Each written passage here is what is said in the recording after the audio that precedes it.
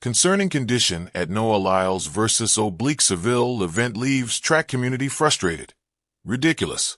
The Lausanne Diamond League was expected to be a cracker for a reason. With Lyles' season picking up pace, his reignited rivalry with Kishane Thompson kept fans on edge. Unfortunately, just ahead of the event, the news of Thompson pulling out came as a bummer. However, fans still had some mouth-watering clashes waiting as Lyles was set to go up against the likes of Akani Simbine, Oblique Seville, and more. But as the recent updates come in from Lausanne, things are looking extremely grim. Ahead of the big event, the forecast stated that there was a 90% chance of rain, and the rain did come pouring in. Accompanied by strong winds, things went from bad to worse as the day progressed. Live visuals showed the track glistening with water. Meanwhile, the athletes would have to keep an eye on their speed, while also maintaining their balance to prevent slipping and getting injured. With the rains coming in hard, a recently uploaded video on X mentions, "What an absolute farce." The clip portrayed water accumulation on the track. As the video rolled on, it could be seen that the ground staff were continuously trying their best to remove the excess water from parts of the track. However, one thing that caught fans' eyes was the fact that the staff had no modern amenities to drain off the water. Guess what they used? The staff used their bare hands and cones to get rid of the pool of water. Surely, all of this combined has turned the event into an extremely chaotic one. Speaking about the situation, Swiss athlete Emma Van Camp looked extremely frustrated. Expressing discontent, Van Camp stated, "It was very hard to focus in this rain. These are the most horrible conditions I've ever had. I didn't see the lines properly, so yeah, I was just focusing on the techniques and not pushing hard to get injured." Surely, all of this left a bitter taste with fans, especially given the experience in a $30 million event, and they immediately took to social media to express their disappointment. Fans stunned as Lausanne Diamond League staff battle flooded track with bare hands. As soon as the video became viral, track and field fans flocked to the comment section. The soaked track was visibly unsafe, and staff were forced to improvise by scooping water away. In response, one viewer stressed, "They need a water pump in fairness." Such a remark highlighted how the lack of basic drainage equipment worsened delays, pointing out that a simple machine could have sped up the process and allowed athletes to compete under less hazardous conditions. Amid the chaotic scenes, outrage fueled. A fan bluntly remarked, "It's ridiculous." Their words summed up the disbelief at an International Diamond League meet relying on such methods, especially when competitors were preparing for elite-level clashes in the men's sprints. The images of drenched ground crew members manually tackling the flooded track reflected a larger theme. One fan noted, "Track and field is really a blue-collar, all-hands-on-deck type of a sport."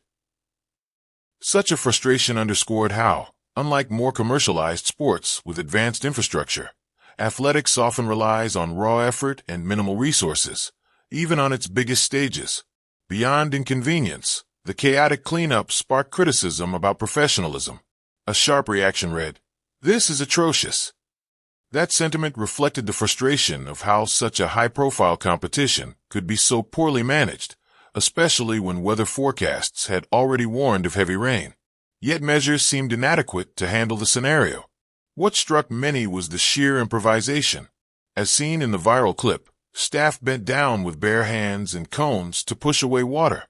A shocked viewer wrote, "The total WTF at Lausanne DL, we're at this point. One uses their hand and other a cone to clear the water from the springboard." The statement encapsulated the surreal sight that left fans questioning the preparedness of organizers. Ultimately, the viral images led to concerns about the sport's reputation.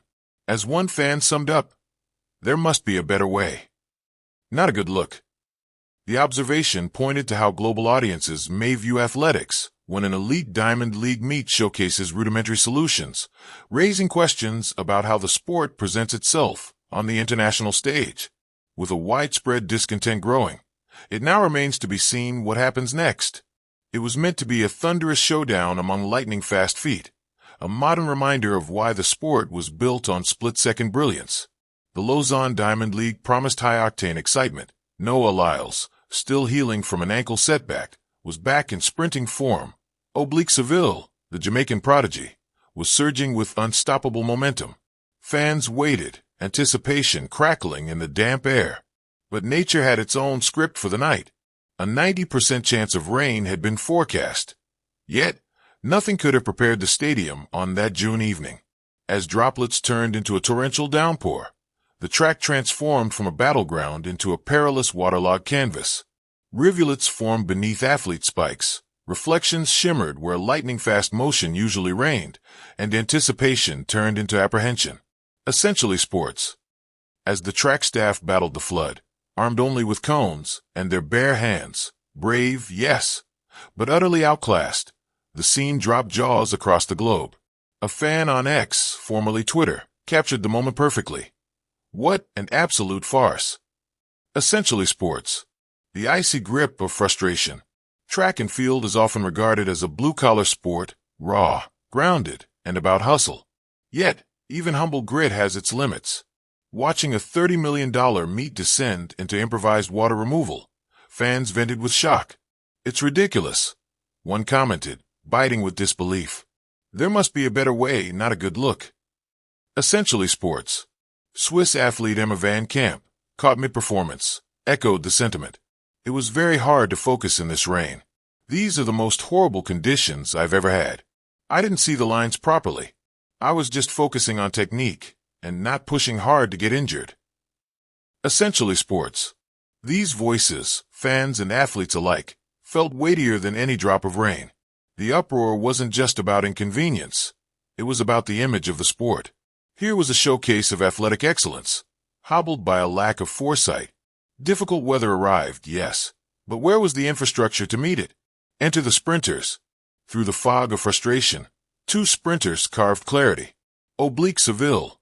From Kingston's Racers Grand Prix to London's Diamond League, he had been mounting a statement of dominance. In June, he stunned the world with a blazing 9.82 seconds, a world-leading time, beating Lyles on Jamaican soil. Olympics. Essentially sports. In London on July 19th, he repeated the feat, 9.86 seconds to Lyles's 10.00. Reuters. Essentially sports. Noah Lyles, a seasoned champion. His season had been marred by injury. In Lausanne, a poor start cost him more than posture, 10.02 seconds, tied with Akeem Blake, while Seville streaked under 10. Reuters.